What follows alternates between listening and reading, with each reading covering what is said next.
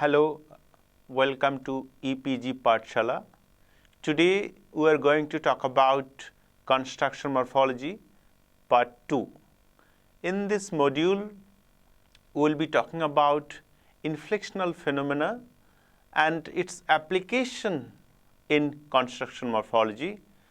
We will be talking about the word formation processes and mainly reduplication, word formation construction, compounding, as well as derivational word formation construction. And what is the significance of construction morphology in linguistics? So the notion construction, which is a pairing of form and meaning in construction morphology, it plays a pivotal role in construction morphology. So the morphological constructions, what we understood so far, it has a holistic properties in a language, and the meaning of a morphological construction must indeed be specified as a property of the construction as a whole. What we had seen that in the traditional transformational model of universal grammar, UG, the construction morphology presents a uniform analysis of the peripheral as well as the core linguistic constructs without performing the transformational analysis, derivation, or assumption of a zero element. So in this module, I will be providing examples from English as well as from Rajbanshi language, which is spoken in North Bengal, is in Assam, in Bangladesh, Rangpur, in Nepal, Chhapa and Morong of Nepal. So I'll be talking about the inflectional phenomena, and we had seen that the inflectional phenomena provide excellent arguments for word-based morphology and for the constructional approach. So in inflectional morphology, one hardly finds one-to-one correspondence between form and its morphosyntactic property. But in construction morphology, the analysis of inflectional phenomena is quite straightforward. The morphosyntactic properties of each word form in a paradigm are best considered as constructional properties, the properties of each word form as a whole. Let's say the Rajbanshi was murga, which is means cock, bandar, monkey, paira, pigeon, damra, male calf here, sheol, fox. It can be expressed by the following morphological schema. Let's say the schema is X followed by C. C is the consonant here, and you have the phonological word, the symbol of the phonological word. And this schema, you can have the correspondence with, and this is the noun, and which is, you have the nominatives, singular and masculine. And what is the meaning here? Meaning is the same one. So far, what we had seen that X is the phonological variable for a nominal stems, and W is the phonological word. So the meaning same one is mentioned here is that of the lexeme. The semantic interpretation of the morphosyntactic feature is not specified here, since the interpretation depends on the stem it combines with and the syntactic context in which a word occurs. Next section here, we are talking about word formations. And we know that speakers of a particular language, they form words on the basis of the existing schemas. So in other words, what we can say that the schemas are responsible for creating new words in the language, and also they provide structure to the lexicon. So the lexicon not only contains output of productive word formation schemas, but also the output of the unproductive schemas along with their different level of abstractions. So all the word formation processes, whether it is reduplication, whether it is compounding, whether it is derivation, can be adequately dealt with in construction morphology. So I'll be just giving one or two examples of derivational constructions. So the new words of a language can be derived by various derivational mechanisms. So let's say addition of an affix with a base is very common. Through ablaut, we change a particular vowel. Even the process of deaffixation, the process of zero derivation, also we had seen in different languages in the world. Now, if you look at in Rajbanshi, in the column 1, there are some words, and in the column 2, there are some words provided. Let's say the word moish is buffalo.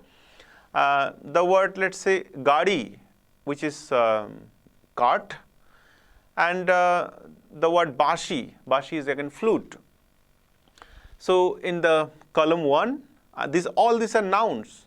And from this C1 to C2, we can also create some words by addition of one schema, which is, let's say, from moish to moishal, gadi to gadial, and bashi to bashial. So moishal is the person who looks after buffalo, gadial, the cartman, as well as bashial, who is the flute man. So X, let's say X, which is the phonological base here, and you can add this AL. So whether it is moish, gadi, and bashi. So this W, the phonological word, so noun, singular, and it's the nominative one. And what is the semantics of it? Who looks after and practices X1. We can talk about the compound word formation process here. And the compound word formation process is a very productive word formation process. You will find in many languages of the world. So what is compounding? As you know, that compounding is a concatenation of at least two lexemes. So lexeme 1 and lexeme 2, and you can create another word. So the morphological construction of, let's talk about the right-headed English nominal compounds, all those steamboat, school bus, or school boy, which can be easily represented in the schema what we discussed earlier. So let's say something like for steamboat and schoolboy. So here A and X and K as well as B. So both are nominal, and from there again we can create another noun. So what is the meaning here? So same one with relation to same K. So the nature of R is not specified, but is determined for each individual compound on the basis of compound constituents and encyclopedic and contextual knowledge which is there. So let's try to look into another Rajbanshi example. So in Rajbanshi, the word for, let's say, Bap Mao, parents, Buddha Budi, old man and women, Changna Chengri, boys and girls. So it can be represented in the following schema again. So X and Y, so which is again the noun here, and it's a plus human. And the correspondence is there with the same. So it's an N combination of X and Y, and we get K. So the first constituent modifies the second, and the second modifies the other. As for example, Bandor Mukh. Bandor Mukh is bad looking or ugly looking. So Beti Chawa, women, is represented in the following schema. Beti is daughter, Chawa is child, but when both are combined, it refers to women, and these are exocentric in nature. So X and Y, both base 1 and base 2, and NJ, which is noun, and so there is a correspondence with its same, which is the outside of this X, let's say, and we get the holistic property of X and Y. And the same way, looking at the morphological construction, the reduplicated constructions, reduplicated word formation processes can be dealt. So what is reduplication? As we know that reduplication is a phenomena where a linguistic item is repeated in order to convey particular meaning. So it could be the whole base, or it could be the partial forms which are being reduplicated. So there are different types of reduplicated structures found in the languages of the world. For more information, you can go and read Professor Anbita Abhi's reduplicated structures of South Asian languages. So what is more interesting here is that in construction morphology, it is believed that the meaning that cannot be derived from the constituents of constructions but are considered as the holistic properties of constructions.